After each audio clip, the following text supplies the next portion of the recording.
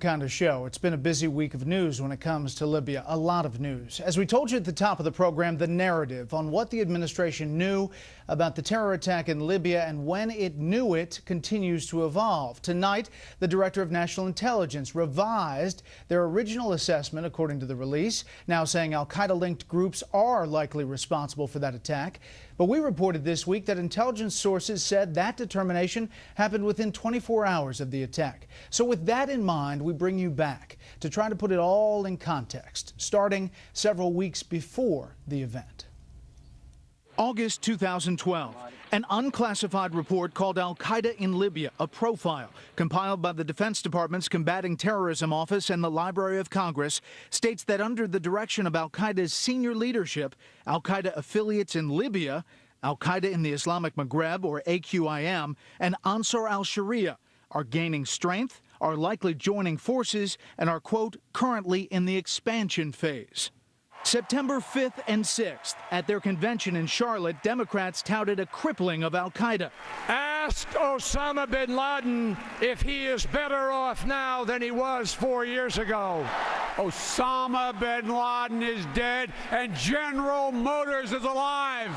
Al-Qaeda is on the path to defeat and Osama bin Laden is dead. Just 4 nights later, September 10th. A video surfaces of al-Qaeda's emir, its spiritual leader, Ayman al-Zawahiri, calling for jihadists to avenge the death of Libyan terrorist Abu Yahya al-Libi, killed in a drone strike in June. September 11th. Expected protests erupt in Cairo after an anti-Islam video is played on Egyptian TV. The U.S. Embassy in Cairo puts out a statement condemning the video. About 5 p.m., the first wire reports cross of an attack on the U.S. consulate in Benghazi, Libya. That night, the Romney campaign releases a statement condemning the attacks, but criticizing the Obama administration for the Cairo embassy release about the anti-Islam film. Also that night, the White House disavows the original Cairo embassy press release on the film.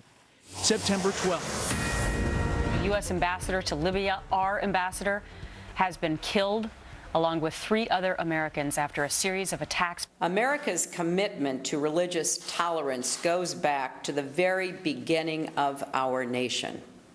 But let me be clear, there is no justification for this. None. The focus at the Romney press availability, his overnight press release. Governor Romney, do you think, though, coming so soon after the events really had unfolded overnight was appropriate to be weighing in on this as this crisis is unfolding in real time?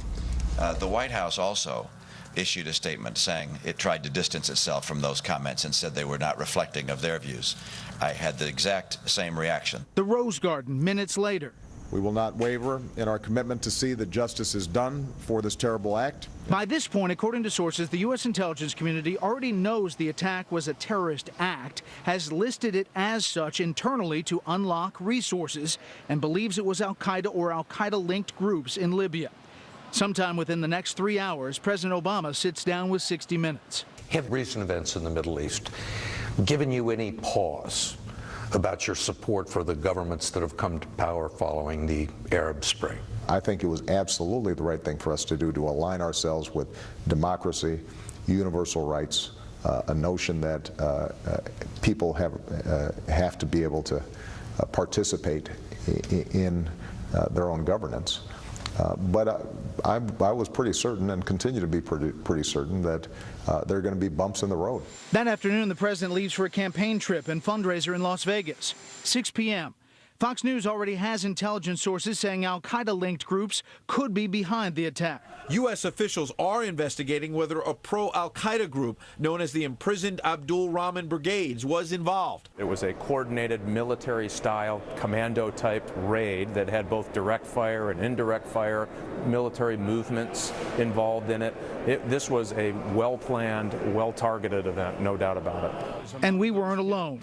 David Martin reports it may have been a terrorist strike timed to 9/11. This was executed by a group that is either associated with or sympathizes with al-Qaeda. Roughly 9 p.m., President Obama mentions the attack but spends most of the time campaigning in Nevada. Now, because Nevada is a battleground state, you are aware that we've got an election going on. From Nevada, the president goes on to campaign in Colorado.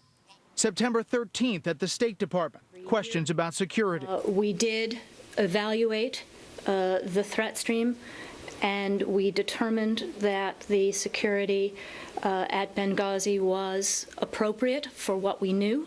And another statement about the anti-Islam video. There is no justification, none at all, for responding to this video with violence.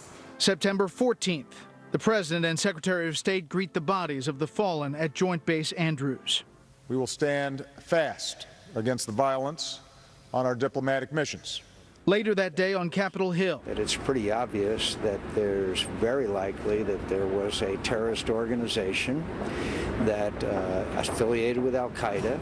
It was in Benghazi that had at least some role in this attack. September 16th. U.S. Ambassador to the United Nations Susan Rice goes on 5 Sunday talk shows calling the attack spontaneous. In fact, this was not a pre-planned, premeditated attack. September 17th. Simply on the basis of what Ambassador Rice has publicly disclosed, does the United States government regard what happened in Benghazi as an act of terror? Again, I'm not going to put labels on this until we have a complete investigation, okay?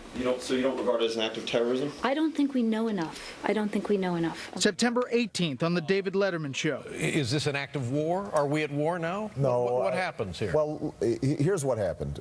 You had a video that was released by somebody who lives here, sort of a shadowy character, who is an extremely offensive video directed at Muhammad and Islam. Making fun of the Prophet Muhammad. Making fun of the Prophet Muhammad. And so this caused great offense in much of the Muslim world.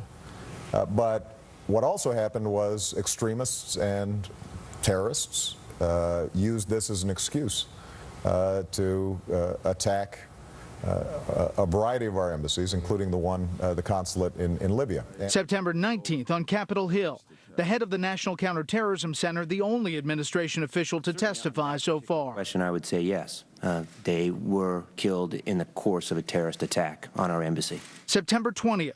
It is, I think, self-evident that what happened in Benghazi was a terrorist attack. We have reports that the White House said today that the attacks in Libya were a terrorist attack. We're still doing an investigation, and there are going to be different circumstances in different countries. And so I don't want to speak to something until we have all the information. September 21st. What happened in Benghazi was a terrorist attack. September 24th. Then I heard Hillary Clinton say that it was an act of terrorism. Is it? What do you say? Well, we're still doing an investigation. There's no doubt that the kind of weapons that were used, the ongoing assault, that it wasn't just a mob action. September 25th at the United Nations. There are no words that excuse the killing of innocents. There's no video that justifies an attack on an embassy. Al-Qaeda in the Islamic Maghreb and other groups have launched attacks and kidnappings from northern Mali into neighboring countries. Now, with a larger safe haven and increased freedom to maneuver, terrorists are seeking to extend their reach and their networks in multiple directions. And September 27th. It was a terrorist attack. The reason I think it pretty clearly it was a terrorist attack is because a group of terrorists obviously conducted that attack on the consulate and against our individuals. That last soundbite from Secretary Clinton about al-Qaeda in Islamic Maghreb matches a quote in that report I told you about at the beginning of the piece, almost verbatim. From everything we've been told, the FBI tonight still has not stepped foot inside Benghazi, the site of the attack, and may never get there. We will stay on this story.